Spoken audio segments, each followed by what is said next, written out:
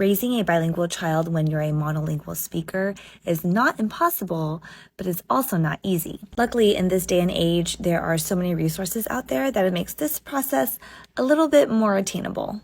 One way is to learn with your child, and I think this is a great way because when we show interest in another language and culture, it shows our kids that this language and culture is important and it's worth studying and learning about. Kids model after us. So if we show them that we're excited, we're engaged in learning this other language, then most likely it'll motivate them as well. Another idea is to enroll them in a dual language immersion program if that's available in your local school district. You can also enroll them in extracurricular activities that are taught in that target language.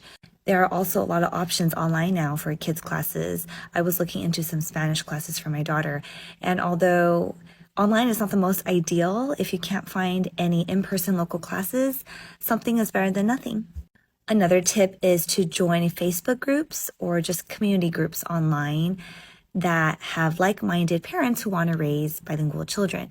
I have gained a lot of resources from a Chinese-English bilingual parenting group that I wouldn't have gained otherwise. So join some groups, reach out, and you might learn about resources that you haven't heard about or even be able to arrange some playdates with other like-minded families.